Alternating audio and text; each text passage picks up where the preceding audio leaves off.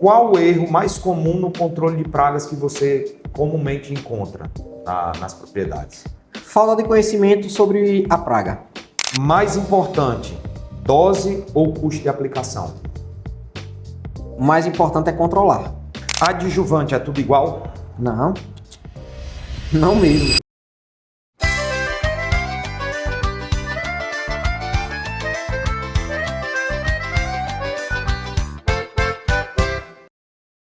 Fala, povo do agro, estamos aqui mais uma vez para mais um episódio no Agrocultura. Eu sou Alisson Leitão e hoje, aproveitando a passagem de um grande amigo aqui, de um grande profissional pela região aqui de Limoeiro do Norte, falando direto dos estúdios da Faculdade Vidal aqui em Limoeiro, meu amigo Carlos, entomologista, doutor, especialista em controle de pragas e manejo aí de agroquímicos. Meu amigo, seja muito bem-vindo, obrigado pelo seu tempo, pela oportunidade de bater esse papo aqui com você. Eu quem agradeço, é uma satisfação enorme estar aqui num projeto desse muito bem visto no campo, muito bem aceito, que é o Agrocultura. E, enfim, espero que eu possa contribuir de alguma forma com algum tipo de conhecimento para a gente poder cada vez mais estar melhorando esses resultados no campo, né? Sem dúvida, meu amigo, você não foi convidado, não foi à toa. Várias pessoas já vinham pedindo para a gente trocar uma ideia a respeito de controle de pragas. É um assunto que sempre está muito em alta, porque as pragas elas nunca abandonam os cultivos, elas são sazonais, né?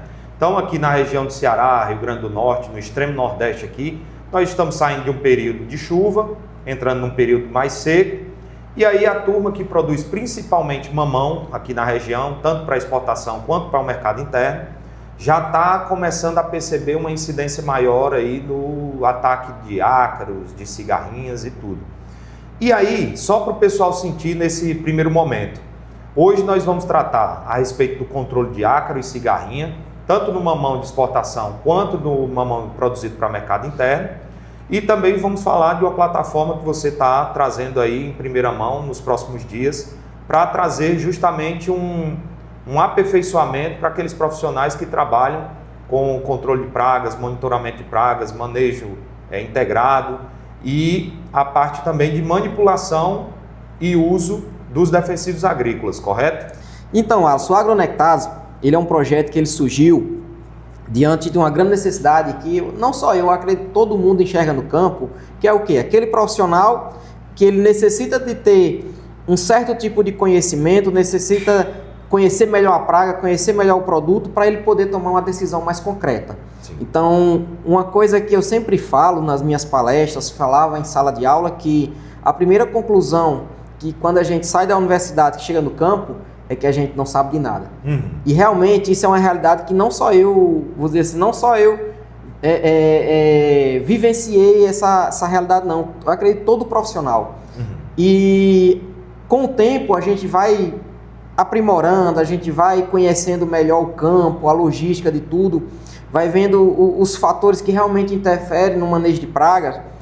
Então, assim, eu vi que hoje você tem pessoas que estão na fazenda que muitas vezes tomam decisões equivocadas. Sim. Não porque não sabe, mas o fato de talvez o desconhecimento de alguma informação sobre comportamento de pragas, sobre moléculas, enfim. Eu vejo que tem uma grande necessidade dos próprios recém-formados, quando vão para o campo, tem aquela necessidade de ter um conhecimento mais prático. Com certeza. E quando eu falo conhecimento prático, não estou excluindo a teoria. Claro. Eu sempre penso o seguinte, que a teoria ela serve para nos dar direcionamento. Não quer dizer que aquele conceito teórico que a gente aprende na universidade, não quer dizer que a gente vá colocar ele em prática do jeito que ele está descrito, não. Ele nos dá um direcionamento. Sim. Então cabe a nós, cabe a gente ter a maturidade, vou dizer assim, intelectual, de na hora saber e fazer o discernimento. Realmente dessa forma dá certo, mas se não der certo dessa forma, eu vou por esse caminho. Adaptar. É isso que o campo exige, né? E muitas vezes a gente está num local isolado e só tem aquela situação, então a gente é instigado a raciocinar, a pensar para tomar a melhor decisão. Então, assim, vendo essa necessidade do campo, desde um aluno de agronomia, um recém-formado, vamos dizer assim, até um profissional que já está há bastante tempo, produtor, seja um consultor de vendas, eu vejo que existe uma grande necessidade de todo momento essa turma estar se atualizando. Sem dúvida. Então, o Agronectados ele surge justamente para suprir essa necessidade de trazer esse conhecimento prático do campo para esse profissional ele unir a teoria dele. Perfeito. Então, eu penso que dessa forma a gente vai estar capacitando mais ainda as pessoas para que cada vez mais eles tomem decisões de forma correta. Né? A gente sabe que o campo ele é muito dinâmico, então vou dizer assim, quanto mais a gente estiver capacitado, menos vai ser nossa probabilidade de erro. Sim. Né? Porque, enfim, tem vários fatores que podem estar interferindo ali, por mais que você tome uma decisão correta, mas vai ter N fatores ambientais, logística de própria fazenda, que pode interferir ali naquele manejo de praga. Sim, sem dúvida. Então, podemos dizer que o Agronectados é um curso voltado para aprimorar os conhecimentos de todos os profissionais que estão ligados à cadeia do agro, principalmente focando na parte do manejo e controle de pragas, correto? Exatamente. O público-alvo seria esse. O objetivo é justamente fazer uma imersão. Tudo que você imaginar sobre controle químico, a gente vai abordar nesse curso. Ele é um curso que ele vai ser lançado na plataforma na Kiwify. Acredito que agora, mês de junho, a gente já vai fazer o lançamento dos primeiros módulos. E tudo que você imaginar sobre comportamento de pragas, e não, vai ser só cultura da cebola, do tomate, não. A gente vai abordar praticamente aí todo o grupo de HF. Certo. Então, sem imaginar de culturas de HF, a gente vai estar abordando nesse curso. Mas tudo sem imaginar a respeito de controle químico, a respeito de molécula, comportamento de molécula, por que esse produto é sistêmico e aquele não é, o que é que caracteriza um produto sistêmico, influência de adjuvantes, a fertirrigação, é só eu pegar um produto, colocar num tanque lá, numa adorna, enfim, diluir e aplicar, enfim, tem vários detalhes que podem interferir na eficiência disso aí, que a gente vai estar abordando nesse curso. Sim, com certeza. E dentro do processo de tomada de decisão, né, no dia a dia do campo, a gente é profissional do agro contratado para resolver problema. Exato. Né? A gente percebe e encontra várias situações que são mais comuns, independente ali se o cara trabalha com tomate, pimentão, melão, melancia, uva, manga. Dentro da sua experiência, da sua vivência como consultor, como professor, visitando aí todo esse Nordeste, a região que você atua, quais os problemas mais comuns que você tem encontrado no campo e que com certeza vão estar presentes aí, sendo discutidos no Agronectados? Bom, Alisson, rodando não só o Nordeste, o Brasil todo, o que América Latina, né? América Latina também. E o que eu vejo, cara, o que é incomum. É que é comum independente do local. Os produtores, pessoal, quer controlar a praga sem conhecer. Então, quando eu falo conhecer, eu não estou falando de chegar no campo e identificar isso é um ácaro, isso é uma mosca minadora, isso é uma mosca branca. Não. Eu falo conhecer, de fato, comportamento, ciclo de vida, plantas hospedeiras, enfim, todo tipo de conhecimento que tiver sobre aquele inseto, sobre aquela praga, a gente tem que saber. Uhum. Não adianta eu querer controlar algo se eu não conheço. Sim. Então fica, vamos dizer assim, você pode até conseguir, mas sua probabilidade de erro vai ser bem maior. Uhum. Então assim, o que eu bato na tecla, a gente primeiro tem que conhecer o alvo. Quando eu falo conhecer o alvo, não tenho necessidade assim, eu tenho que saber a espécie. Não necessariamente. Eu sabendo a espécie, eu posso consultar em outros bancos de dados de outros países, se tem aquela espécie, o que foi que fizeram, para eu poder tentar adaptar aqui. Uhum. Eu falo de fato conhecer principalmente o comportamento de praga e principalmente o ciclo da praga. Por quê? Se eu não sei o ciclo da praga, Alice, eu posso estar comprometendo todo o meu manejo químico daquela praga. E quando eu falo manejo químico, eu estou envolvendo tanto as moléculas sintéticas quanto também os extratos naturais. Perfeito. Certo? E até mesmo o próprio uso de biológico também, que vou dizer assim, estaria dentro desse grupo. Então, o erro mais comum é não conhecer pelo menos o ciclo da praga. Sim. Digamos que é o pontapé inicial. Não dá para você combater um inimigo que você não conhece os hábitos dele, por exemplo, né? Exato. Um exemplo claro disso é para quem trabalha com broca, com traça no tomateiro. que sabe que o dano ele vai ser causado lá no fruto do tomate. Porém, o início desse processo de infestação, ele ocorre muito antes. E aí está diretamente ligado a conhecer o hábito, né, da praga, para ter uma assertividade maior nesse processo. Exatamente. Aí só para uma situação bem prática. Esses dias teve uma pessoa mandou uma mensagem para mim perguntando qual era o melhor produto para broca. Uhum. E eu sempre, de muitos anos, já falei, não tem um melhor produto para broca.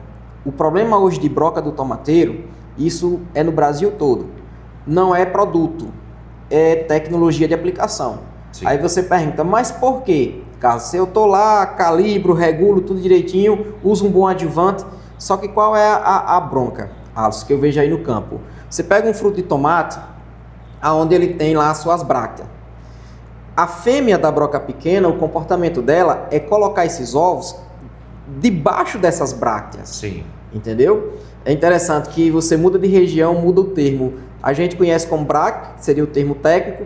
Aí você vai ali para a região ali de próximo de Caruaru, o pessoal já conhece bráctea como castelo. Sim. Porque na cabeça deles aquilo ali assemelha a uma torre de um castelo, e realmente eu concordo com eles, né? Sim. Então, assim, o fato dela colocar esse ovo num local escondido, isso dificulta muito a ação de produto. Porque está protegido. Porque está protegido. Aí o que é que acontece? Se eu tenho uma aplicação que eu consigo pulverizar bem essa superfície do fruto, isso aí o produtor ele tem que estar atento, que ele, pensando em broca pequena, eu tenho que pulverizar onde? A superfície é onde ela vai se alimentar, que é onde? É o fruto. Perfeito. Então não tenho que me basear na minha aplicação, se está cobrindo bem a folha.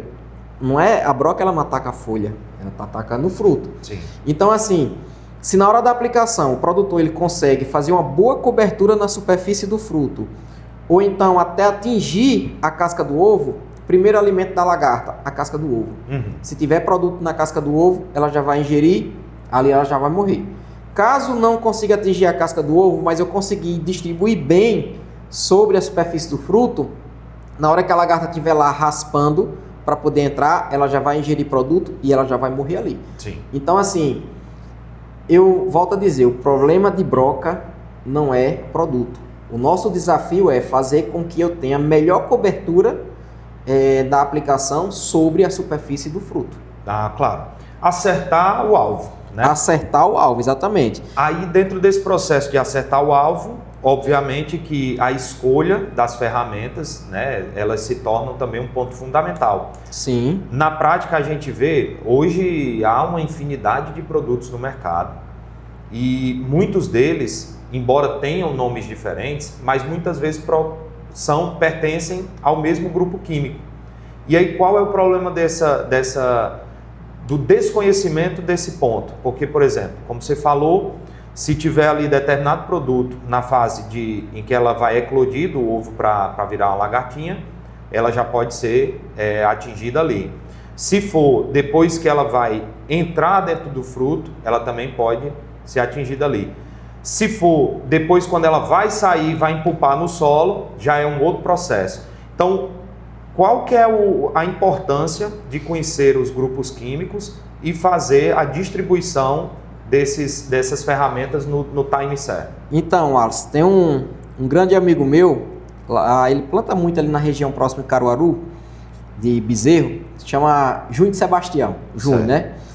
E uma vez eu fui fazer uma palestra lá, acho que 2, 3 anos atrás, e eu expliquei para eles essa questão de grupo químico.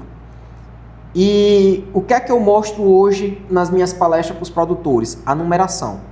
Então, Alisson, depois de um ano, acho que 1 ano, 2 anos, retornei lá, e aí o Júnior falou, professor, eu aprendi o que é grupo químico depois daquela palestra onde o senhor mostrou os números. Porque assim, quando a gente tem produtos que está lá no rótulo, está lá na bula, com a mesma numeração, esses produtos são do mesmo grupo. Por mais que tenha nome comercial diferente, ingrediente diferente, tem o mesmo mecanismo de ação. Porém, quando você tem lá um exemplo, grupo 4A, grupo 4B, 4C e 4D, isso daqui, Alisson, eu estou falando que são subgrupos que eles apresentam o mesmo mecanismo de ação, certo? Por mais que seja 4A, 4B, 4C. Porém, sempre esses grupos que vêm com letras posteriores, por exemplo, o 4A são moléculas mais antigas, certo? Mas quando lança um 4B, um 4C, sempre o produto desse subgrupo vai ter algo a mais do que esses que já foram lançados. Então, vou dar só um exemplo aqui bem básico. Tem produtos do 4A que, quando a gente está falando de cultura de exportação, uma uva, por exemplo, se eu aplicar ele na poda e for colher 3, 4 meses depois, vai aparecer resíduo dele. Traços. Vai aparecer traços. Já tem produto 4C, que é do mesmo, vamos dizer assim... Grupo químico. É o mesmo grupo químico, mesmo mecanismo de ação, que eu posso aplicar, sei lá, 30, 40 dias antes de colheita e ele não vai aparecer. Entendi. Então isso é uma das diferenças. Mas, volto a dizer, possui o mesmo mecanismo de ação. Então, aquele produtor que ele quer rotacionar de forma correta os produtos dele, ele tem que conhecer pelo menos essa questão da numeração. Sim. Porque se viu que produtos diferentes, mas que possuem a mesma numeração, é o mesmo mecanismo de ação. Então, por exemplo, pegando o exemplo que tu deu, o cara ele pode trabalhar um produto 4A e um produto 4D ou não é indicado? O que é que acontece? Pode trabalhar sim, sem problema. Porém, uma coisa que eu venho pregando já de um certo tempo é o conceito de janela de aplicação. Certo. E aí eu vou dar um exemplo bem prático. Lá na Chapada Diamantina, onde a gente vem conduzindo um trabalho, vamos dizer assim, muito bom, nas fazendas de batata. Tá. Já, acho que desde 2022, eu venho conduzindo esse trabalho junto lá da Hayashi, em batata, onde a gente implementou o conceito de janela de aplicação. E o ano passado, juntou fazendas como Progresso, Dois Irmãos, Hayashi e a Uri Chapada, né, a Trebesc também lá, que planta tomate lá na Chapada. Eles juntaram, formaram um grupo e me fizeram o convite para mim poder auxiliar eles nessa parte de janela de aplicação. Certo. Só para você entender, Alisson. O que é que a gente fez? A gente pegou o ciclo da praga, que hoje uma das principais pragas na cultura da batata é a mosca minadora. Sim. Pegamos o ciclo da minadora e montamos uma janela de aplicação com base no seu ciclo, aonde dentro daquela janela você pode usar um produto, por exemplo, um 4A, um 4D, não tem problema. Certo. Desde que você esteja dentro daquela janela. Então, hoje, nesse projeto aí, o que uma fazenda faz, o que uma Hayashi faz, uma Progresso faz, naquela semana, todas as outras elas fazem o mesmo grupo químico. Certo. Não necessariamente o mesmo produto, mas fazem o mesmo grupo químico. Certo. Por quê? Lá a gente tem um cenário onde você tem um pivô de 100 hectares de uma fazenda e do lado você tem outro pivô de 100 hectares de outra fazenda. Entendi. Então, o que é que estava acontecendo? Cada um tinha o seu manejo e isso eles estavam vendo que não estava sendo suficiente para conviver com a minadora. Uhum. Então, hoje, através desse projeto, o que uma fazenda faz, todas as outras fazem.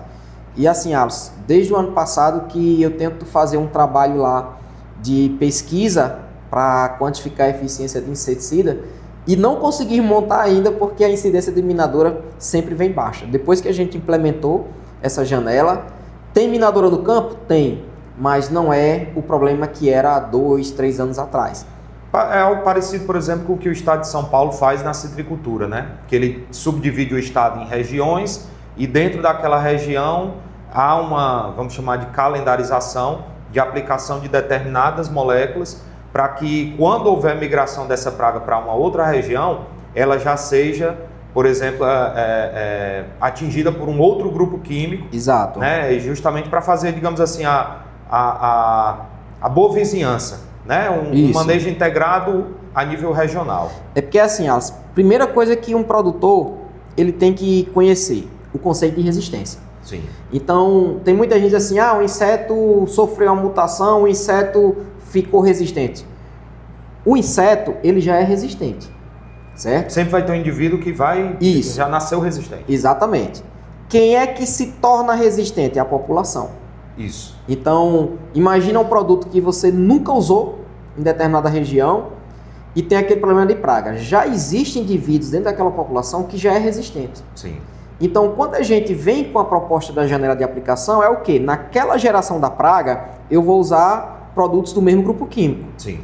Na geração seguinte, vai estar ali insetos que estão vindo de outras áreas, que a gente, vamos dizer assim, de uma geração F1, da primeira geração, só que vai ter insetos também, vamos dizer assim, da segunda geração, daqueles indivíduos que estavam lá na primeira, que eu usei aquele determinado grupo químico, e o fato dele ser resistente, ele ingerir o produto, ter contato com o produto, o que é que vai acontecer? Ele vai se reproduzir e vai dar origem a indivíduos resistentes, certo? Existe uma proporção, tem outras coisas, vamos dizer assim, conceito de genética que entra aí, mas de uma forma bem prática. É uma grande probabilidade de um indivíduo ser resistente, na hora do acasalamento, ele dá origem a indivíduos resistentes. Certo. Então, partindo dessa situação, vou dizer assim, mais extrema, o que é que acontece? Aqueles indivíduos que não morreram com aquelas aplicações que a gente fez, com aquele grupo químico, eles vão dar origem a indivíduos resistentes àqueles grupos químicos, que vão estar na segunda geração. Então, na segunda geração, eu já entro com um grupo totalmente diferente do que eu usei nas aplicações anteriores. Perfeito. Então, para cada geração, eu tenho um grupo químico. Então, dessa forma, quem é resistente ao grupo 1, por exemplo, vai morrer com o grupo 2. Quem é resistente ao grupo 2 vai morrer com o grupo 3. Quem é resistente ao grupo 3 vai morrer com o grupo 4. Perfeito. Então, a gente consegue fazer o posicionamento dos produtos com base nesse grupo, de forma que a gente possa fazer um manejo de resistência, ou seja, evitar que a gente tenha problema de resistência. Tá, perfeito. E em relação a essa informação do grupo, é um ponto interessante. Vamos estar passando aqui imagens enquanto ele vai falando de onde você encontrar. Uma grande vantagem é que no rótulo do produto já tem, né? Já tem. Não precisa abrir a bula, procurar em outro canto. Você vai ver aqui nas imagens que você pode acessar essa informação a partir do momento que você pega a embalagem do produto. Exato. E com isso já ter ali uma subdivisão por fase, por praga, por determinado ponto do ciclo, para você ser mais assertivo e escolher melhor como manipular esses produtos, não é isso? Exatamente. E um exemplo assim bem prático que é muito comum a gente enxergar no campo. Você tem lá um produto, por exemplo, um acefato, e você tem um metomil, né? Então são produtos químicos diferentes, nomes comerciais diferentes, ingrediente ativo diferente, grupos químicos, um é um A, o outro é um B, mas apresentam o mesmo mecanismo de ação.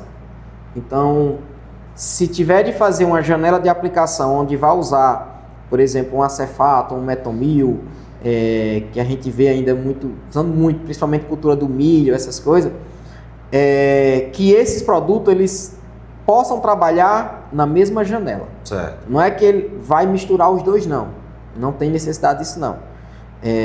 Já é um outro conceito essa questão de mistura, mas vai trabalhar naquela janela, que seja janela dos organofosforados, janela dos carbamatos, você pode usar esses dois produtos dentro daquela janela. Entendi. Passou dessa janela, já vem com um grupo químico totalmente diferente. Então, Carlos, isso que você está trazendo a respeito dos grupos vai de encontro ao que o Iraque prega, né, já há algum tempo, que é a utilização de um grupo químico durante um período para fazer, de certa forma, ali um tratamento de controle, reduzir ao máximo aqueles indivíduos susceptíveis àquele grupo químico e depois fazer uma troca por um outro grupo, onde você começa a pegar os que resistiram do grupo anterior e dar sequência no ciclo dessa forma, não é isso? Exatamente. Esse conceito de janela de aplicação não é algo novo. Já de muito tempo o Iraque já vem pregando isso, né? O Iraque é o Comitê de Resistência de Insetos a Inseticida e é um comitê onde é desenvolvido várias pesquisas, tem muitos materiais lá no site deles disponíveis. E assim, ele dá uma orientação. Então, essa questão da janela de aplicação que a gente vem fazendo na Chapada, por exemplo, a gente pegou o conceito de janela de aplicação e foi fazendo as adaptações, usando os produtos que a gente vê que tem uma certa eficiência e está dando certo. Porque assim, Alisson, o ideal seria que para cada aplicação que eu fosse fazer, eu tivesse um grupo químico diferente. Certo. E a gente não tem essa situação hoje. Se limita, além de oferta de produto, às vezes um registro para a cultura. Registro para a cultura, então a gente tem essa limitação. Então, em virtude dessa nossa realidade, o que é que a gente pode fazer nessa situação? A janela de aplicação. Tá. Onde dentro da mesma geração eu posso repetir o mesmo grupo. Certo. Independente de qual produto eu vou usar. Posso repetir o mesmo grupo. Passou aquela geração, já venho com outro grupo. Perfeito. Então, dessa forma, a gente consegue fazer um manejo mais eficiente. Perfeito. Então, Carlos, entrando agora já aonde o pessoal vem solicitando, já prevendo os próximos meses na cultura aí de mamão, em se tratando da praga da cigarrinha e do ácaro. E pegando o gancho do que tu comentou até aqui. Vamos começar pelo ácaro. Como que quais são os principais ácaros que acometem a cultura do mamoeiro e o hábito, né? Para conhecer melhor essa praga, o que a gente tem que se atentar? Então, Alisson, o que a gente vê no campo, que o mamão ele pode ser atacado pelo ácaro branco, pelo ácaro rajado, em algumas situações até o ácaro vermelho, né? Mas hoje, assim, pelos campos que eu tenho rodado, o que eu vejo o pessoal comentando é a questão do ácaro rajado. Certo. Esse realmente tem incomodado bastante. E o que eu vejo, né, que assim como a gente citou aqui o exemplo da broca pequena, o problema do ácaro no mamão, eu vou dizer assim, pode ser produto? Pode. Por quê? Porque quando você está trabalhando com mamão de exportação, você tem uma restrição enorme de ativos. Uhum. E aí o que é que o produtor tem que fazer? Se agarrar ali com produtos naturais, com os biológicos, para você poder fazer um manejo mais eficiente e até mais sustentável. Uhum. Só que o que eu vejo, a grande dificuldade é também a tecnologia de aplicação. E quando eu falo tecnologia de aplicação, Alisson, não é eu vou lá, vou calibrar, vou regular, vou fazer isso. Não. É o seguinte, se eu tenho uma praga aonde ela está na parte de baixo da folha e querendo ou não, você pega ali uma folha de um mamoeiro, tem muitas folhas que ela está envergada assim um pouco para baixo. Ou seja, eu tenho uma condição ali que favorece a proteção do ácaro. Então, uma folha sobre outra. Uma folha sobre outra. Então, o meu desafio é fazer com que o produto chegue aonde está o ácaro. Perfeito. Entendeu? Então, só uma observação, né? Que até foi um vídeo recentemente que a gente gravou lá para o Instagram, que muita gente confunde. Mas, por exemplo, muita gente não sabe que ácaro não é inseto. Então, eu sempre falo assim, eles são primos, mas o ácaro é da classe aracnídea, inseto é da classe insecta, né? Isso do ponto de vista taxonômico. Tá. Então, assim, quando a gente fala de ácaro, falar assim, em conhecer melhor o comportamento do ácaro, o que é que acontece? O ácaro, Alisson, ele não tem asa. Uhum. Ele voa pegando carona nos outros, que é o que a gente chama de transporte forese. Então, possa ser que um ácaro, ele já começa a infestação numa área, já no meio da área. Sim. Apesar de que a gente sabe que as maiores incidências estão na borda. Aí tem gente que diz assim, é a poeira que leva o ácaro. Não tem nada a ver. Tem nada a ver, porque é o seguinte, o ácaro ele já está lá. O fato de você passar na borda ali no carro, passar muito rápido, aquilo ali vai levantando poeira e vai servindo de proteção para o ácaro que já está lá. Sim. Então, o ácaro, por exemplo, ele não vai estar na estrada, o ácaro tem um ciclo de vida muito curto. Na nossa realidade aqui na região, vamos botar aí que seja no máximo 11 dias devido às altas temperaturas. Sim. Então, o ácaro, uma fêmea de ácaro, por exemplo, ela não vai colocar um ovo de ácaro na estrada. Não, ela vai colocar o ovo de ácaro no local de alimentação do ácaro. Certo? Então, assim, a poeira leva o ácaro? Não. A poeira, ela vai proteger, vai depositando a poeira na superfície e vai proteger o ácaro que está lá. Perfeito. Por isso que nas bordas a gente vê essas maiores incidências. Aí quando você pega, hoje as moléculas que tem para trabalhar ácaro são moléculas, a maioria, que não tem uma ação translaminar. Uhum. São moléculas de contato. Então, ou eu atinjo o ácaro, ou não vai funcionar. Sim. E quando você chega hoje vamos dizer assim, nas fazendas, você vê uma tecnologia de aplicação que uma folha do mamão, na hora que você aplica, pega metade da folha está bem coberta, a outra metade não está. E aí eu estou falando de uma fêmea que vai colocar o quê? Aproximadamente, talvez, 200 ovos. No seu ciclo? No seu ciclo, em torno de 2 dias, que é praticamente que é a longevidade dela na fase adulta, 200, tem situações que chega até 400 ovos, pra você ter ideia. Mas eu estou falando de uma fêmea que o fato da gente não conseguir controlar, não conseguir matar, vai estressar ela. Uhum. Então, quando a gente estressa o inseto, a tendência é o quê? É ele se reproduzir mais rápido. Então, hoje, o que eu vejo na questão do ácaro é o fato de ter uma tecnologia de aplicação que não está atingindo o alvo. Sim. Então, eu falo muito, pessoal, não confunda vocês pulverizarem e não atingir o alvo. Entendeu? Tem total diferença. Exatamente. Ah, mas eu calibrei, estou usando tanto volume de calda, estou usando bico tal, mas eu pergunto, está atingindo o ácaro que está lá embaixo da folha? Porque você pega aí hoje, quando se trata de produtos aí para exportação, vamos dizer assim, é muito restrito de moléculas. Sim. E não é toda molécula que tem uma ação translaminar. Uhum. Entendeu? Tem alguns piretróides que o pessoal tem usado. Piretróide a gente conhece, são produtos de contato. Sim.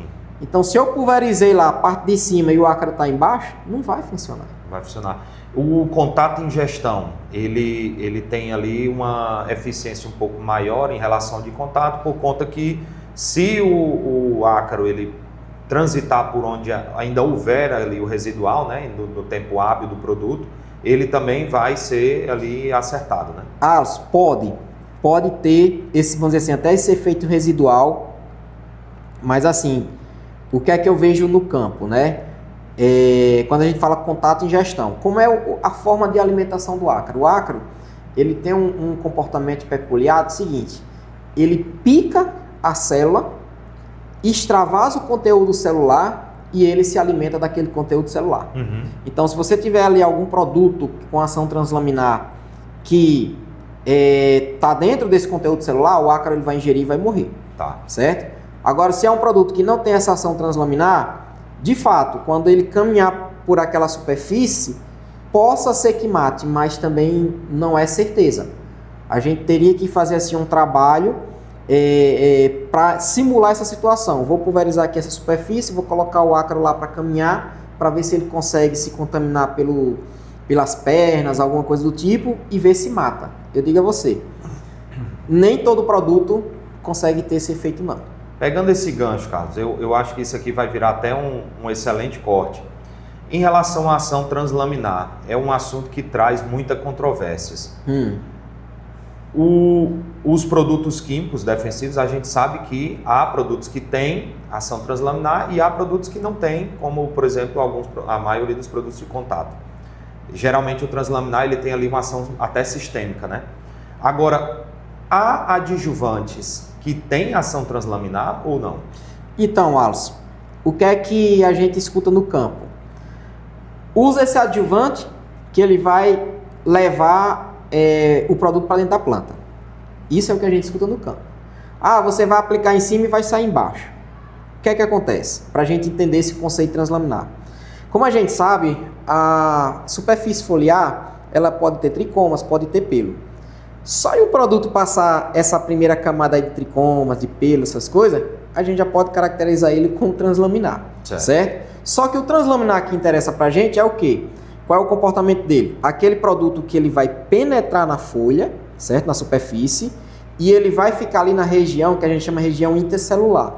É onde ali na região onde a gente está encontrando ali os vasos, xilema e floema. Sim. Então, o produto no translaminar, ele faz isso, ele penetra na superfície e fica nessa região, Sim. certo? Ele não vai sair do outro lado, não. Simplesmente o fato de você ter uma mosca branca, um ácaro que está ali embaixo, na hora que vai se alimentar, tem contato com o produto que está dentro da folha e morre. O que eu já escutei no campo falando, esse adjuvante vai levar o produto para dentro. Não existe isso, entendeu? Por quê? Porque na hora que eu escuto isso, o que é que eu faço? Então, peraí, um piretróide que não tem ação translaminar, esse adjuvante ele vai carregar para dentro? Não vai. Entendeu?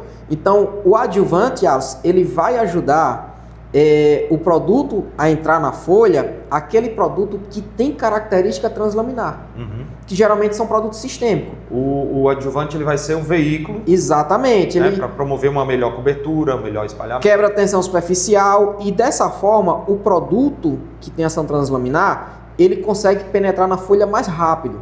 Entendeu? Você tem a quebra de tensão superficial, consequentemente o produto vai penetrar mais rápido. Mas o produto que tem característica translaminar. Perfeito. Por mais que teve um adjuvante que me falaram um pouco sobre ele recentemente, que disse que tinha agentes complexantes. Aí eu falei, perfeito, é ótimo, isso aí vai ajudar muito uma molécula a penetrar na folha. Só que o fato dele ter agente complexante não quer dizer que ele vai colocar um piretroide, por exemplo, para dentro da folha. Entendi. Por que a gente fala isso, Alice? Quimicamente, os piretróides ele tem uma afinidade muito grande com o tecido gorduroso da folha, com lipídios, né, vamos dizer assim. Enquanto que os produtos que são translaminares, são sistêmicos, têm mais afinidade com água. Sim. Então, isso quem vai me dizer? O KOW do produto, né? Essa questão da sistematicidade. Então, assim, produtos que têm mais afinidade com gordura, eles não vão penetrar dentro da folha. Pode penetrar um pouquinho, quase nada, certo? Mas, assim, ao ponto de ter uma eficiência, essas coisas, não vai.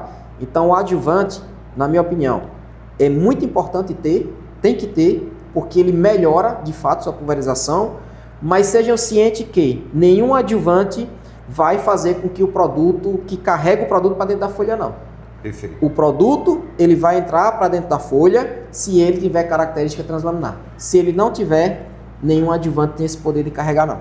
Aqui na nossa região, a gente sabe que devido ao calor, às altas temperaturas, a gente tem um comportamento diferente das pragas de maneira geral. Como que funciona o ciclo do ácaro aqui para a gente? Então, Alice, assim como, vou dizer, não só do ácaro, como de outros insetos, assim, de outras espécies que são insetos, pragas também, quanto maior a temperatura, mais rápido é esse ciclo. Então, o ácaro, a fêmea ela deposita o ovo, certo? Desse ovo vai sair, vamos dizer assim, uma larva, a gente chama de larva também. Da larva vai ter protonífera, deutonífera e depois o adulto. Então, esses estágios de larva, protonífera e deutonífera do ácaro, a gente considera como fase jovem. Certo. E depois vem a fase adulta, certo? A diferença é o quê? Que no período de larval do ácaro, ele só tem 3 pares de pernas. Certo. Já no protonífera e deutonífera são 4 pares de pernas e a diferença disso aí pro adulto é só o tamanho mesmo. Tá certo? Então, assim, isso, vou dizer, é o ciclo biológico do ácaro. Considerando a realidade que a gente tem aqui de temperaturas, que é querendo ou não, o ácaro é um animal que gosta de um tempo seco, de altas temperaturas, tempo seco, são condições que favorecem ele, eu diria que aqui para a região o ciclo dele não vai passar de 11 dias. Certo? É muito rápido. É muito rápido. Então, para ele sair da fase de ovo até chegar à fase reprodutiva. Até de ovo, até ele morrer naturalmente. 11 dias. Então ele já tem reproduzido. Geralmente a fase adulta, ela dura em torno aí de 2 dias. Então em 2 dias ele pode colocar até aquela certa... Tem espécie que chega até 200 ovos, tem espécie que chega a 400 ovos. Isso varia muito de espécie. Planta hospedeira influencia muito também nisso aí. Mas eu diria assim que o potencial reprodutivo do ácaro é muito alto. Demais. É muito alto. Então, se você tem aí não tecnologia, mas você tem um manejo que você fez uma aplicação e matou, sei lá, 80% do ácaro, ainda tem 20% lá que faz um estrago grande. Entendeu? Então, o ciclo dele de fato é muito rápido. É uma praga que tem uma voracidade muito alta. Sim. E quando você tem condições ambientais e você tem um ambiente que protege ele, no caso da folha do mamoeiro, e ele ainda produz aquelas teias lá, que são no caso dos tetraniquídeos, né? Ainda produz teia, ou seja, você tem um ambiente totalmente favorável para o ácaro só ficar se alimentando e se reproduzindo. Certeza. A natureza ela foi caprichosa até nisso, né? Porque só deu aí na fase reprodutiva 2 dias para esse indivíduo reproduzir, porque senão o estrago era grande. E, Carlos, aí dentro dessa, para distribuir as técnicas de controle, como que você faz essa sugestão? Pegando por fases, né? Você dividiu, digamos assim, em grandes grupos a fase jovem e a fase adulta. Porém, dentro da fase jovem há ali três subfases, digamos assim. Há produtos, com certeza, os famosos juvenoides, né? Ou ovicidas, que eles atuam mais nessa fase jovem. E ali outros grupos químicos que pegam mais as fases adultas. Mas há dentro dos ovicidas ou juvenoides e dos adulticidas, por assim dizer, diferença entre eles em relação à fase específica de acertar? Tem produtos, que são mais específicos para a fase adulta e outros mais específicos para a fase jovem, Sim. certo? Que e é assim, muito comum a famosa casadinha. Um para pegar adulto e um para pegar fase jovem. E eu jovem. defendo que o produto ele tem que fazer isso. Perfeito. Porque é o seguinte... Vai ter ambos ali, né? Eu tenho um produto que ele consegue matar o ovo, mata a fase jovem, mas a fase adulta ele só esteriliza a fêmea. Certo. Ele nem mata a fêmea e nem mata o macho. Tá. Só esteriliza a fêmea. Então, esse produto com essas características, quando eu associo ele com algum outro adulticida, que tem essa mortalidade sobre adultos... Diminui muito a população. Aí fica melhor. Eu diria assim, fica uma aplicação mais completa, sabe?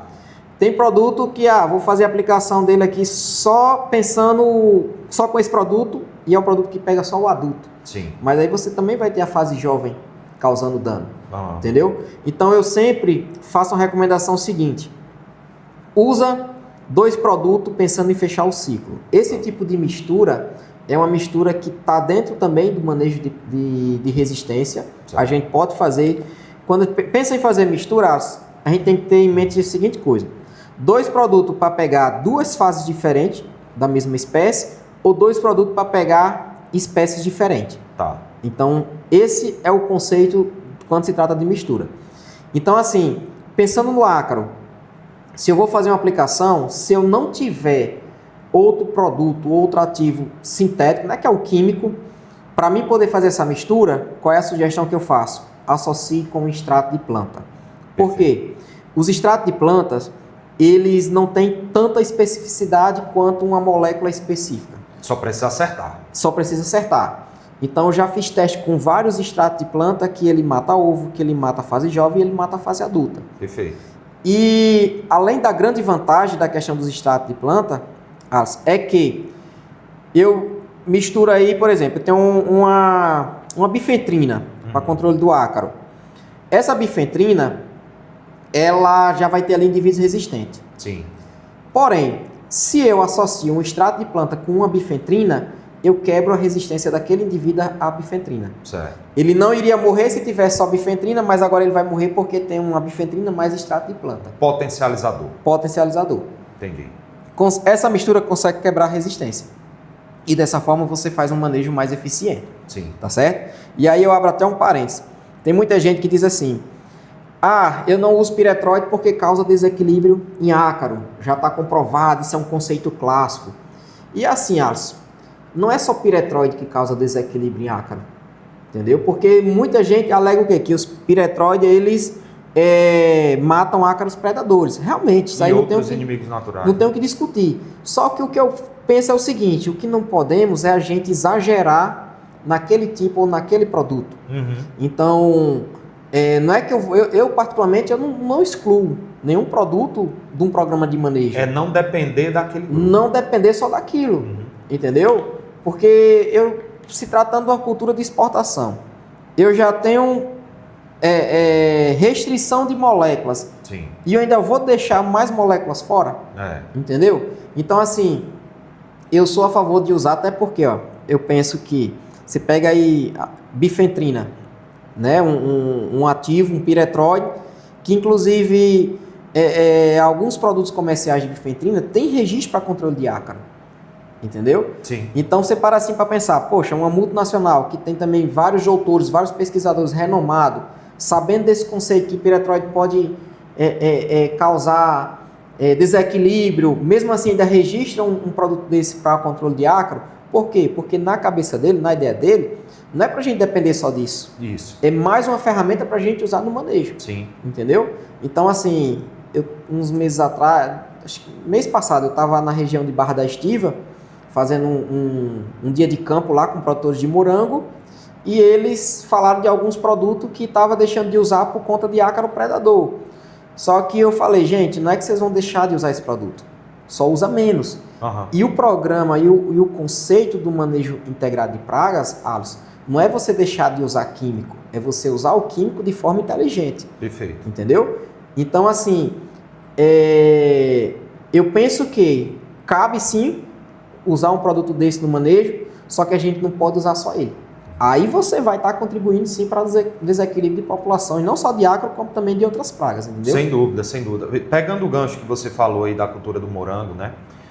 Nós começamos aqui o assunto em se tratando da cultura do mamão, porém, a gente tem um ataque de ácaro muito presente na cultura do coco, na cultura da uva, até na cultura da banana é comum a gente encontrar. Então, de certa forma, esse bate-papo, essas dicas que você vem trazendo, elas servem também para todas essas outras culturas, né? Todas as culturas, Alisson. E assim, um manejo bem interessante que eu vi lá nos produtores de morango, lá da região de Boninal, eles estavam pegando plantas velhas, né, e trazendo para as áreas novas, porque eles viam que tinha muito ácaro predador, então certo. acabava que fazendo esse manejo. Eu achei bem interessante.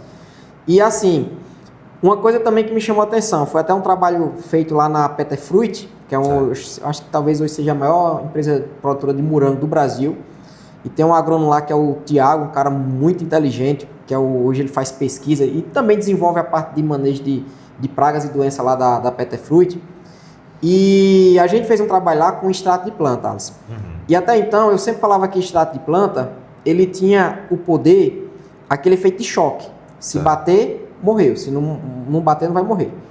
Só que teve um trabalho lá, nesse dia eu estava até conversando com o Tiago, foi o que a gente fez. A gente aplicou na área de morango, e a gente viu que teve uns ácaros que pararam, só que quando o produto secou, eles começaram a se mexer. Certo. Isso era um extrato. Isso era um extrato. Começou a se mexer. Só que o fato dele, vamos dizer assim, quando ele voltou a se mexer, a gente viu que não estava um comportamento normal. Ele estava meio que cambaleando, estava meio lento, arrastando umas pernas. E aí eu falei assim, caraca, eu esperava que fosse matar isso agora, o efeito de choque. Isso era numa sexta-feira. Quando foi na segunda-feira que eles voltaram lá para fazer a avaliação, a área estava limpa. Então, o que foi que a gente observou? Que alguns extratos de planta não vai ter só o efeito de choque, também vai ter esse efeito residual, que pode ter sido através de uma ingestão, de uma contaminação, sim, entendeu? E a gente percebeu isso aí. E aí o Tiago fez, professor, vou fazer aqui uma dose maior. Quando ele fez uma dose maior, ele viu que realmente teve um efeito mais rápido, mais de imediato, choque, e também teve o mesmo efeito, vamos dizer assim, prolongado. E se você perguntar, Alisson, para mim, o que é que você acha que pode ter acontecido isso aí? Quando a gente trabalha com extrato de planta, a gente ali tem várias substâncias naturais, a gente tem flavonoides, tem terpenos, tem aminoácido, enfim, tem várias substâncias naturais, Alisson, que a própria planta produz para fugir de estresse. Sim. Esse estresse pode ser hídrico, doença, praga, enfim. Então, um extrato de planta, uma característica que eu vejo muito boa nesses produtos, é o fato da gente estar aplicando um produto para matar um ácaro, para matar uma doença, por exemplo, e ao mesmo tempo eu estou colocando substâncias naturais para induzir a resistência dela a determinado alvo. Perfeito. Entendeu? Eu acredito que foi isso que aconteceu. Uma via de mão dupla. Exatamente. Então, um produto que vai ativar a resistência de plantas. E é um somatório do que tu vem falando até agora, porque, de novo, há indivíduos resistentes em qualquer população. Isso. E, inclusive, resistentes a, por exemplo, mesmo que ele seja acertado, aonde a maioria é acometida de imediato, ele pode ser um indivíduo tão resistente que ele pode passar ali horas ou dias sofrendo, morrer às vezes de inanição, morrer às vezes porque não consegue se deslocar o suficiente para se alimentar, morrer porque não consegue simplesmente se alimentar.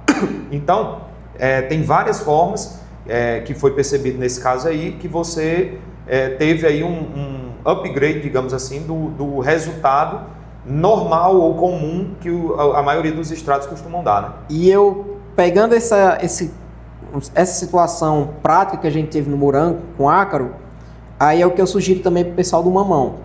Vai fazer a aplicação de um produto sintético, associa com extrato. Sim. Entendeu? E outras, a gente sabe que a gente tem muito problema aí da questão da restrição de moléculas para exportação. E é muito comum você chegar num produtor que trabalha com exportação, ele sempre está... Você tem um produto que tem intervalos de dose. Na bula, tem a dose mínima e dose máxima. Sim. E muita gente não sabe interpretar aquilo ali. O que é que quer dizer dose mínima e dose máxima? Seguinte, a gente tem uma empresa também que nós somos credenciados, o MAPA, para registro de produto. Certo. Então, quando a gente pega uma bula de um produto que tem aquelas 2 doses, mínima e máxima, quer dizer o quê? Que a dose mínima eu vou usar, de repente, quando a população estiver baixa. Certo. A dose máxima é para mim usar quando a população já estiver alta. Então, quando a gente monta esses trabalhos para registro no mapa, a gente percebe que aquela dose mínima, em determinada situação, ela mata os 80%. E a dose máxima, aumentou a população, vou usar ela. Só que o produtor, ele faz o quê? Ele sempre procura trabalhar nessa dose máxima. Sim. Então, um conceito novo, que eu vou até abordar no meu curso, e já venho comentando em algumas palestras, é o seguinte: se eu pego um sintético com a dose mínima, e eu pego um extrato, associo, eu posso fazer ali, eu vou ter uma aplicação mais eficiente, eu vou estar fazendo manejo de resistência, e muito provavelmente o fato de eu estar trabalhando com essa dose mínima do químico, eu não vou ter problema de resíduo. Certo. Talvez não seja nem detectado. Certo. Porque quando a gente tem hoje um manejo para exportação, que você sabe, ó, se eu aplicar esse produto tantos dias antes de colheita, vai ser detectado isso daqui de resíduo. Sim. Ele está se baseando na dose máxima. Então a ideia é trabalhar com a dose mínima de bula, eu vou misturar com um extrato de planta, que eu sei que vai potencializar, vai quebrar a resistência e provavelmente não seja detectado aquele resíduo lá. Carlos, você tocou num ponto interessante, o intervalo entre as doses sugeridas de bula.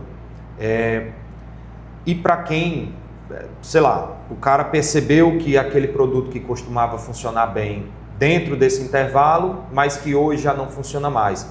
Eu não lembro de já ter pegado casos em que ele tenha utilizado por conta própria uma dose inferior à dose mínima sugerida. Mas é comum encontrar quem coloque, rapaz, nessa dose máxima aqui já não está funcionando mais não. Eu estou usando X a mais. Qual que é o risco disso? A gente sabe que existe o risco de contaminação ambiental e de indução de resistência de forma desproporcional, mas pensando no ponto de vista, o econômico também, pensando no ponto de vista da população da praga, o que isso pode impactar na prática? Assim, pressão de seleção, né? Porque é o seguinte, quando a gente está usando sempre aquela mesma molécula, a gente já faz o que a gente chama de pressão de seleção. O que é a pressão de seleção? É eu matar quem tem de morrer, quem são sensíveis, e quem são resistentes vai se reproduzir, vai dar origem a indivíduo resistente. Que aí é quando tu troca o... Exato. Quando eu estou usando produto, dependendo daquele mesmo produto, ou usando acima da dose já recomendada, vou dizer assim, a tendência é aumentar cada vez mais doses de produto e não ter o resultado e aumentar só o seu custo. Sim. Então, não é o caminho correto que tem que ser seguido.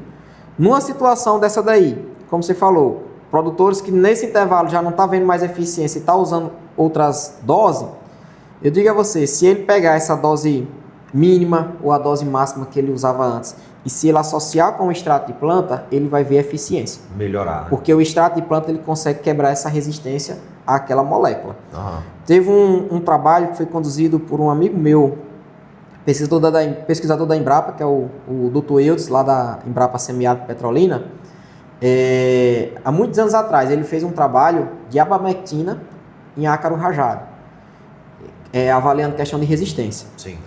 Chegou à conclusão, Alisson, que para ácaro rajado, para você matar 50% da população de ácaro rajado, você tem que pegar a dose de bula e multiplicar vezes 1.200.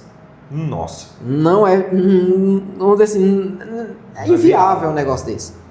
Então, chegou a esse nível de resistência. Sim. Porém, teve um outro trabalho que ele fez, que quando ele pegou essa população resistente, pegou a abamectina e associou com, na época era um extrato de laranja, essa mistura conseguiu matar a população de ácaro na dose de bula da abamectina. Então perceba, né? Entendeu? A grande vantagem, né? Isso. Então, assim, esse caminho que o produtor faz de estar aumentando dose não é o caminho correto. Às vezes fica mais caro e vai continuar sem eficiência. E o retorno vai ser mínimo, Uhum. entendeu? Então, assim, para a cultura de exportação, não tem outra forma que a gente possa trabalhar. Vai ter a janela que você vai conseguir aplicar um sintético normal, os químico normal, só que chegou próximo de colheita, aí começam as restrições. Sim. Ou você vai para biológicos, e aí não é todo biológico, esse aqui é uma Bovéria. Mas eu digo a você, tem muitos produtos à base de Bovéria e cada produto vai ter uma particularidade. Sim. Vai ter uns que vai ser melhores do que outros, Sim. certo? Do mesmo jeito, extrato. Eu percebo que produtos à base de extrato, outro erro que eu vejo muito comum no campo é o pessoal trabalhar dose por hectare. Certo. Eu chego para um produtor, o cara tá usando lá um volume de calda de 500 litros. Eu digo, é 1 litro por hectare. Eu estou numa concentração ali de 2:1, 200 ml para 100 litros, seria essa concentração. Sim. Eu chego no outro produtor, ele já não está mais usando 500, ele está usando 1000. Sim. E se eu digo para ele que é 1 litro por hectare, eu já estou ali numa concentração de 1:1. 1:1. E os extratos de planta, quanto mais concentrado, mais eficiente. Sim. Entendeu?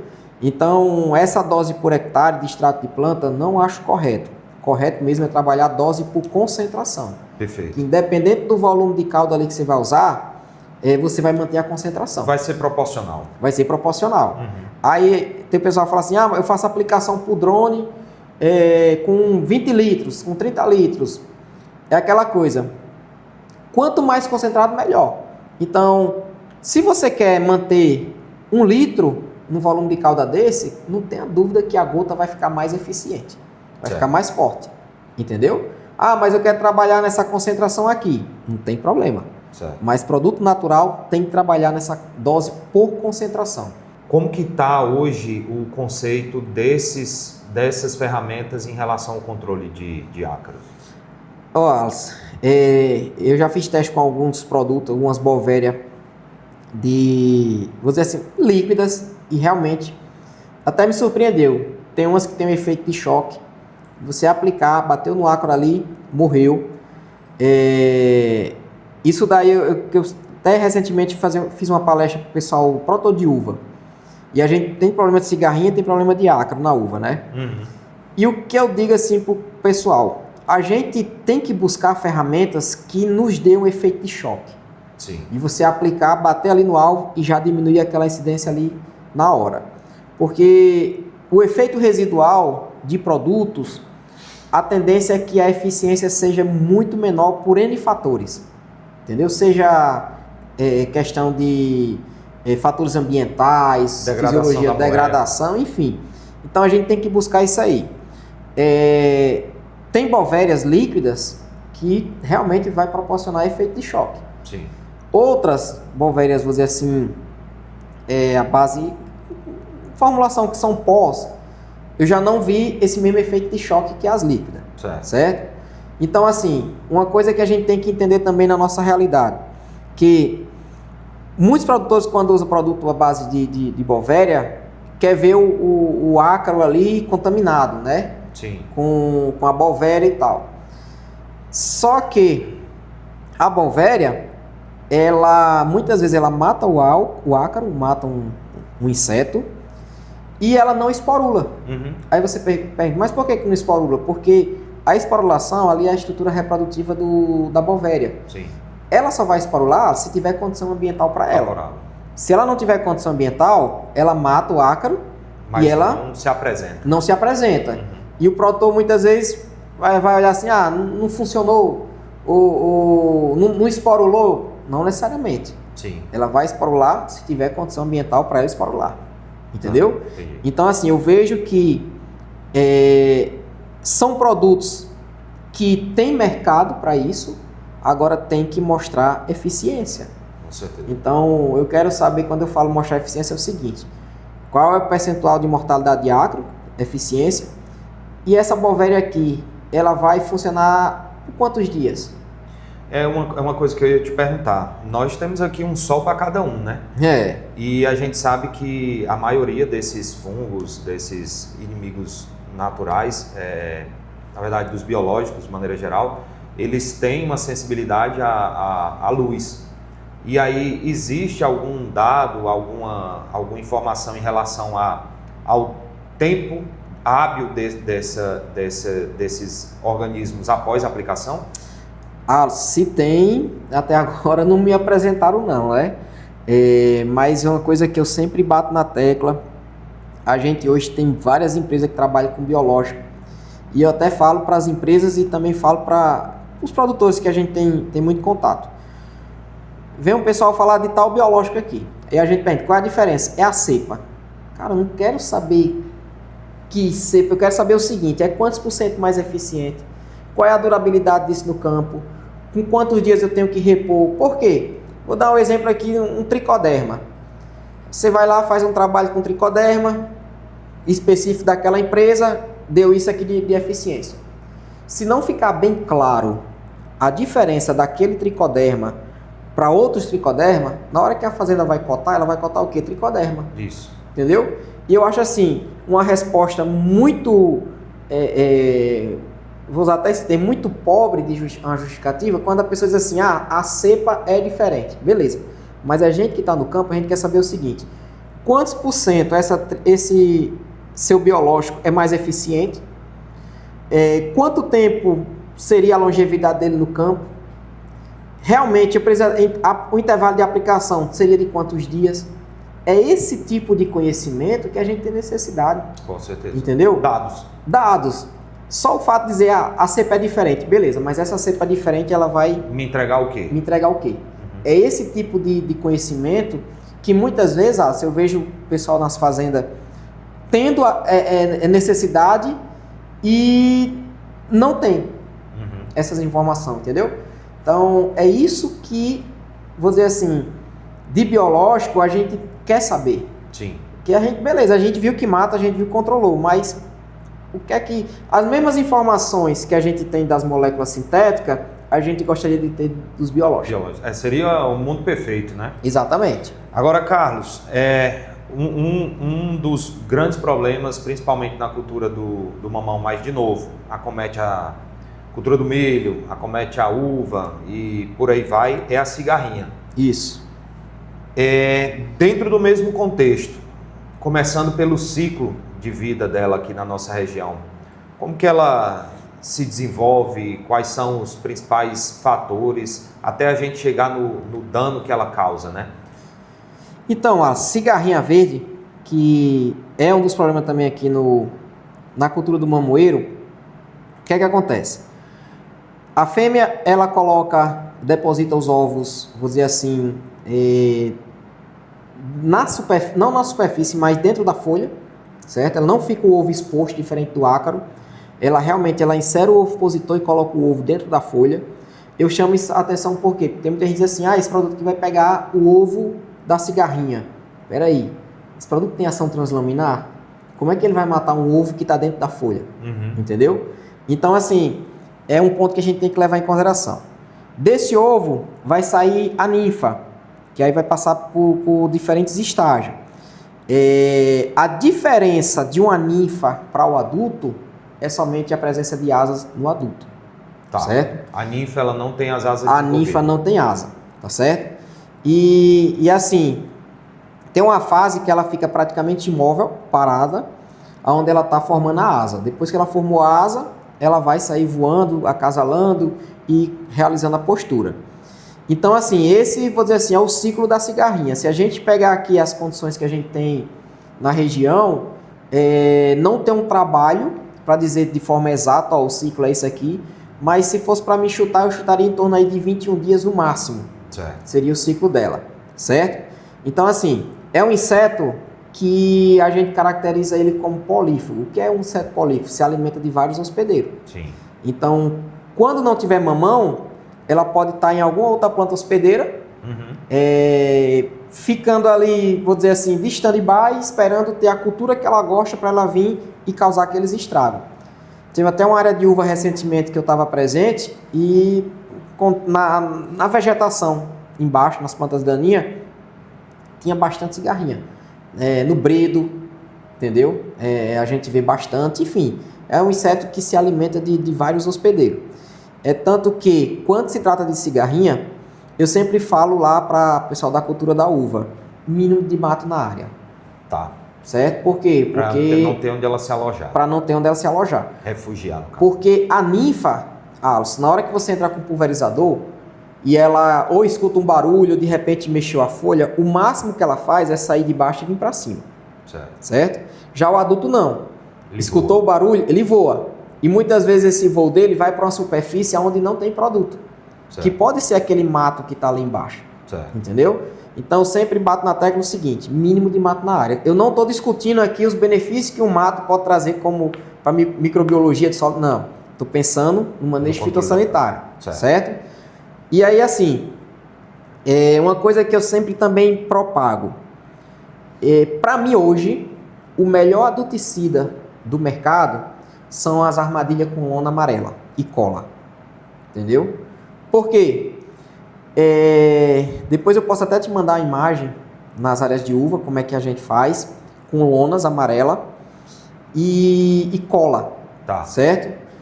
Porque o adulto ele está voando para todas as direções dentro de uma área de mamão. É um inseto conhecido como de vida livre, né? Exatamente. Tem um hábito definido. Ele voa daqui para ali, para os lados, enfim.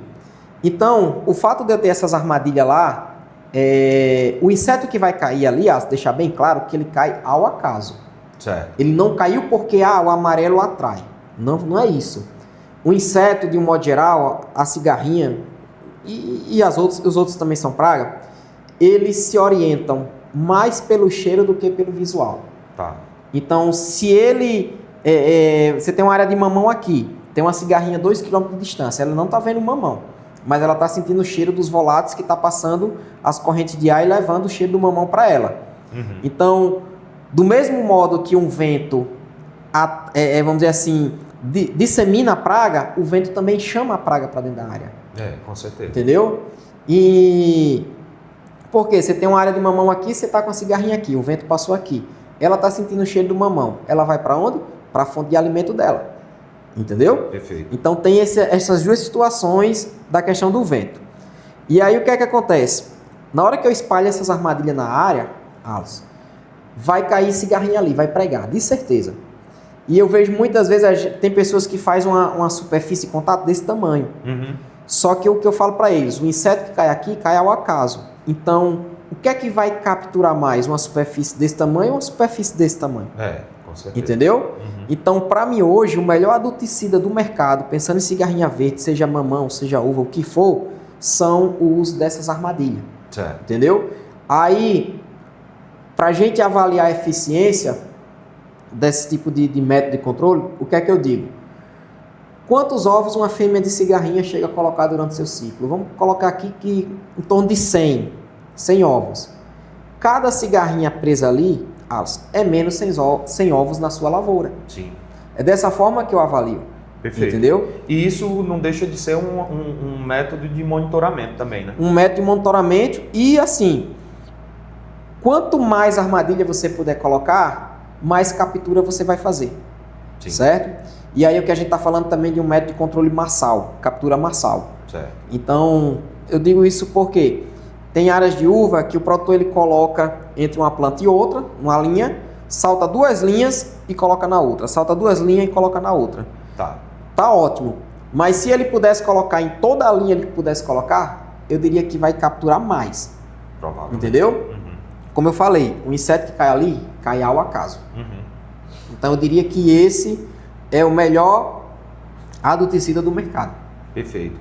Uma das grandes dificuldades é o monitoramento. Além de quem, por exemplo, porventura utilizar ou aquela superfície menor ou uma lona maior para captura massal, como você falou, e também utilizar isso como como método de monitoramento, tem mais alguma coisa que você sugeriria ou essa lona já seria suficiente? Pensando em monitoramento, seria suficiente. Por quê? Porque não tem um feromônio para cigarrinha, não tem um atrativo como a gente tem para a música das frutas, para colocar na armadilha. Então, dessa forma, vou dizer assim, seria a forma mais eficiente para fazer o monitoramento e fazer esse controle massal. Lembrando de usar isso aí principalmente nas bordas. Sim. Por quê, Alisson? A cigarrinha, ela tem um comportamento, na verdade todo inseto que tem asa tem esse tipo de comportamento, que é o que nós chamamos de infestação primária e infestação secundária. A infestação primária é quando o inseto chega na área, que o primeiro local que ele chega é na borda. Sim. A infestação secundária, ele chegou na borda, se estabeleceu, começou a se reproduzir e depois ele vai para dentro da área. Então, isso não é uma regra, mas geralmente inseto que tem asa, ele, primeiro local que ele chega na área é na borda. Então, chegou na borda, depois ele vai para o interior da área. Então, o que eu sempre chamo a atenção, a gente tem que dar uma atenção maior na borda da área, certo? E aí você usa esse tipo de armadilha. Se puder fazer pulverizações mais frequentes na borda, eu acredito que vai ser mais interessante. Sim. Entendeu? Porque tem produtores assim, não consigo fazer 3 aplicações porque fica inviável na semana. Faz o seguinte, faz 2 aplicações em área total e faz pelo menos uma na borda na mesma semana. Entendeu? E a borda que eu falo seria o quê? Vamos considerar ali 2 ruas, 3 ruas. Isso aí vai ser um... Exato. Isso pensando na borda de lado, né? E você tem a frente e trás. Isso. Então, a frente e atrás do pomar, coloca essas armadilhas. Certo. Entendeu? É aquele negócio. Nenhum método é 100% eficiente. Mas a soma deles pode dar um resultado bom. E a gente tem que pensar em conviver com a praga. Isso. Ela vai estar lá, só que não vai me causar problema. Isso. Entendeu? Perfeito. Então, dessa forma que eu pensaria. E quando se trata da ninfa, que está lá 24 horas do dia, causando, vamos dizer assim, o dano, né, na planta, a mesma ideia que eu falei para o ácaro, eu também falaria para a cigarrinha, da questão da associação do produto químico com o extrato de planta. Sim. Justamente pensando em quebrar resistência e pensando em fazer manejo, vamos dizer assim, de LMR. Tá. Entendeu? Pensando na situação aí da exportação. Em relação às fases, adulto e ninfa, há distinção também de produtos que sejam mais específicos para cada fase, né? Geralmente, produto, eles, vou dizer assim, um que pega a ninfa vai pegar o adulto também. Ah, tá. Não tem tanta diferença, não. O fato de muitas vezes não pegar o adulto é por conta do comportamento dele voar. Dele se evadir. Ele sai da área. Entendi. E a ninfa tá lá, então realmente ela vai... Produto que pega a ninfa geralmente pega o adulto. Legal. Já é um ponto positivo para nós, né? Sim. Agora, uma coisa interessante também, falando de extrato, né? Muitas vezes, na hora que a pulverização como extrato, por exemplo, vai passando, você pode ali pegar aquele adulto no voo ou alguma gotícula e dependendo do extrato, ele tem capacidade de deformar a asa do adulto.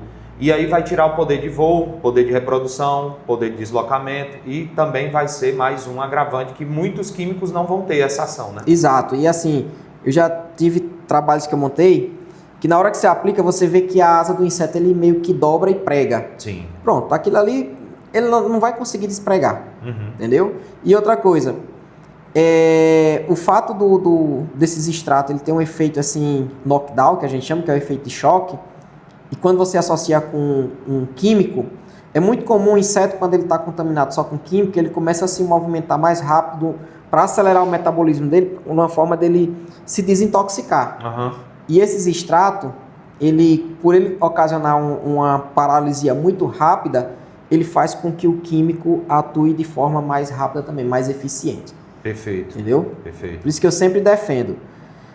Para manejo de pragas, até de doença também, visando principalmente a exportação, temos que fazer essas associações.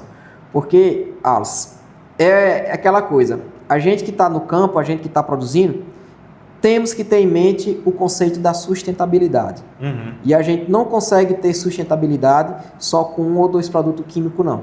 A gente vai ter que partir também para outras ferramentas naturais, seja extratos, seja biológicos, entendeu? A soma de tudo. A soma de tudo. A gente tem que usar o que a gente tem para a gente poder ter uma produção cada vez mais sustentável. Perfeito. Bom, a gente já está caminhando aqui para mais de 1h30 de bate-papo. Passa rápido e ainda tinha muito assunto, tinha muita coisa que eu gostaria de perguntar, mas a gente vai deixar para um capítulo 2. Então, caminhando aqui já para o final, queria lhe dar essas 2 revistas aqui, uma edição Grãos e uma edição HF desse mês, da revista Campo e Negócio, nossa parceira aqui. Aí você vai encontrar muitas informações a respeito de muita coisa que a gente tem conversado aqui e de outros assuntos também envolvendo todo o cenário do agronegócio nacional e mundial também. E Carlos, antes da gente fazer os finalmente, eu separei aqui algumas perguntas e elas são, digamos assim, perguntas rápidas de respostas também rápidas. Qual o erro mais comum no controle de pragas que você comumente encontra nas propriedades? Falta de conhecimento sobre a praga. Esse eu diria que é o erro mais comum, entendeu? Que isso daí, a falta de conhecimento leva à falta de, vou dizer assim, ao erro na escolha do defensivo que deve se usar. É uma reação em cadeia, né? Isso. Tá. Ação simples que poucos fazem, mas que faria muita diferença. Eu diria que o fato vamos dizer assim, da tecnologia de aplicação, que muitas vezes não proporciona uma boa cobertura no alvo. Certo. Entendeu?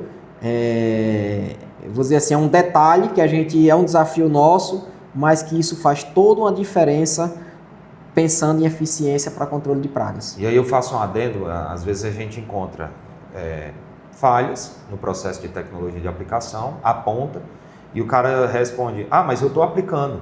Mas não é só estar aplicando, é como, né? Que exatamente. horas, com que e por aí vai. Mais importante, dose ou custo de aplicação? O mais importante é controlar. Boa. Entendeu? Porque é o seguinte, é outra coisa que eu também me deparo muito nas fazendas. Eu entendo a gestão de custos que tem que ter, faz parte. Isso é fato, né? Porém, eu vejo muitas vezes que o produtor ele quer economizar onde ele menos deveria, que é justamente na hora de você controlar uma praga. Sim. Entendeu? Não controlar é mais caro. Não controlar é mais caro.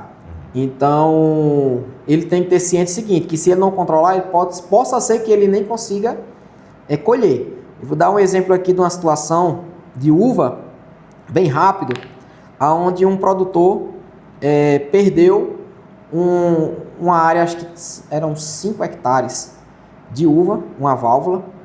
Era uma uva para exportação e ele não conseguiu colher 1 quilo de uva por conta de cochonilha, que estava no cacho. Tá. E aí, fazendo várias aplicações de produtos que eu vi que realmente não tinha eficiência para cochonilha, foi que eles fizeram, derrubaram, não colheram nada, ali eu acho que foi até para vinagre a uva, mas quando foi na safra seguinte, eu falei, usa esse produto aqui, via fertirrigação nessa dose, enfim, realmente saiu um manejo bem mais caro do que ele costumava fazer, mas por uma situação ele colheu a área de boa. Deu entendeu? Uma total diferença. Deu uma total diferença. E colheu tudo. Não foi para exportação, porque esse produto que a gente usou, por mais que tenha registro para cultura, mas para exportação tinha restrição. Certo. Não foi para exportação, mas em compensação ele colheu tudo. Entendeu? E conseguiu comercializar. Enquanto na safra passada ele não tinha colhido nada. Então essa é a diferença de dose e custo, né? E custo. É melhor controlar, sem exatamente. dúvida. Monitorar para decidir a hora e com o que aplicar ou usar aquele calendário. Não o calendário do Iraque que você falou, mas aquele calendário que antes do cara plantar, ele já colocou as datas de o que e quando vai aplicar. Assim, a gente aprende na academia que a gente tem que fazer monitoramento, né? Só que não é toda praga, não é toda doença que a gente tem dados para a gente poder se basear e tomar a decisão. Sim. Então, se a gente for pegar aqui a cultura do mamão, ou outras culturas, tipo uva, morango, você tem até alguma recomendação. Tá. Por exemplo, ácaro e uva. Para você considerar presença de ácaro em uma folha de uva, você tem que ter pelo menos 3 indivíduos vivos. Certo? Só que 3 indivíduos vivos, imagina que cada um coloque 200 ovos, sejam 3 fêmeas, cada um colocando 200 ovos. Então, é aquela coisa, teoricamente, se eu tivesse só 1 ou 2 indivíduos, não era para estar aplicando. Uhum. Entendeu? Só que eu penso pelo lado do produtor. Eu estou investindo não sei quantos mil reais para me produzir. Eu vou esperar ter 3 para me aplicar? É um risco muito grande. Sim. Por quê? Porque a gente tem condições favoráveis o tempo todo para a praga, e se ela se alastrar, a gente corre o risco de perder. Então, eu sou adepto hoje do campo que a gente tem que fazer o controle preventivo de pragas. Uhum. Só o que é o preventivo? Eu demorei a entender esse conceito, mas depois eu aprendi. O preventivo não é ter nada. Começou a infestação inicial, você viu que está presente, você já pode tomar a decisão. É dessa forma que eu acredito que tem que ser feito. Se antecipar. Não esperar ter uma incidência alta para tomar decisão, porque vai sair mais caro. Sem dúvida. Entendeu? Então, quando a gente escuta um produtor falando que ele faz um controle preventivo, ele não está aplicando sem ter nada, não. Ele está aplicando quando a infestação está no, vou dizer assim, no estágio inicial. Isso é o preventivo para a gente no campo. Perfeito. E é o que eu defendo que a gente tem que fazer. Show de bola. Adjuvante é tudo igual? Não. Não mesmo. Tem suas diferenças, tem suas particularidades. Eu vou dizer assim que todos vão ter suas vantagens e desvantagens, entendeu? Tem gente que leva em consideração somente preço. Aí eu acho até um pouco contraditório. Você compra um inseticida de R$2.000 o quilo e quer usar um adjuvante de R$10, R$12, R$15, entendeu? Não bate essa conta. Então, assim, adjuvante é algo que tem que ter na sua pulverização, entendeu? E é algo que a gente não pode pensar, vou dizer assim, em economizar. Uhum. Porque você compra uma molécula cara para você usar com adjuvante ruim. Eu já fiz vários testes com adjuvante e eu digo a vocês, tem muito adjuvante barato que não entrega uma boa cobertura sobre a folha. Sim, sem dúvida. Entendeu? Uhum. Mas depois quem leva a culpa é só o produto. Só o produto. Na verdade, pior que produto de contato ou sistêmico. Se você tiver ali uma situação que você possa escolher, sabe que os dois são indicados e têm um poder de controle bom, mas qual você optaria nessa situação? Os dois. Porque é o seguinte, é aquela coisa, o campo é muito dinâmico, então tem situação que você pode estar usando um sistêmico de contato. Vou dar um exemplo aqui. Até o acro, a cigarrinha que a gente falou, geralmente produto de contato tem um efeito de choque mais rápido. Sim. Então o sistêmico, teoricamente, é para ele estar dentro da folha e estar protegendo a planta ali por um certo período de tempo. Então ali com ação mais rápida e o outro mais prolongada. Uma soma. Isso daí eu digo a vocês, são características que interessam a qualquer manejo de praga, qualquer situação. O que a gente tem que atentar é a janela de aplicação, de usar produtos do mesmo grupo naquela janela. Perfeito. Independente se ele é contato ou sistêmico. Perfeito. Entendeu? Carlos, cara, eu acho que o que tinha de perguntas que eu fui juntando ao longo desse período que o pessoal vinha pedindo, eu acredito que eu contemplei todo mundo, mas não tenho dúvida que vão surgir outras, eu te encaminho e a gente vê qual a melhor forma, se via Instagram, se via mensagem, a gente traz essas respostas, mas eu queria te agradecer mais uma vez por você ter disponibilizado aí teu tempo. Não podia deixar de aproveitar essa oportunidade de você aqui na região, você está morando em Petrolina, mas é aqui de Mossoró, pertinho. E sua passagem aqui foi fundamental para a gente bater esse papo e levar esse episódio aí, que talvez venha ser o mais longo, né, Jadson? de toda a história do agrocultura aí. E, como eu te falei, ainda tinha aqui meio mundo de coisa para perguntar, mas senão começa a fazer confusão e a gente lhe traz aqui mais algumas vezes para a gente trocar mais ideia. Então, muito obrigado por ter vindo aí, cara. Eu que agradeço o convite. Um projeto, vou dizer assim, excelente projeto, sua iniciativa do Agrocultura. Porque assim, Alisson, a gente tem que disseminar esse tipo de conhecimento, essas informações para o campo. Sem dúvida. Né? Hoje a gente sabe a importância da agricultura, seja ela pequeno, médio, grande produtor, a gente sabe a importância disso aí, a gente vive disso e o nosso pensamento é que a agricultura da gente dê certo. E aí, para a gente fazer isso aí dar certo, é uma agrocultura, entendeu? É um Agronectados, que a gente está começando aí também. Temos o Instagram lá, o Agronectados, onde também lá eu estou sempre postando vídeo com dicas, esse tipo de informação. E é aquela coisa, a gente tem que levar a nossa agricultura para a forma mais sustentável possível. Perfeito. Entendeu? E quando falo sustentável, é a gente usando tudo que a gente pode. Não dá para excluir nada, não. De forma responsável, de forma responsável, exatamente. Então, assim, eu fico muito grato, estou muito feliz por ter estado aqui com você. E o que precisar, estamos à disposição. Da mesma forma, doutor. E então, para você que acompanhou até aqui, fique ligado que muito em breve a gente vai trazer mais novidades sobre o Agronectados. Se tiver alguma dúvida, alguma coisa que não foi abordada, pode nos mandar que a gente encaminha para o Dr. Carlos e com certeza traremos aí todas as respostas para vocês. Forte abraço e até o próximo episódio. Valeu!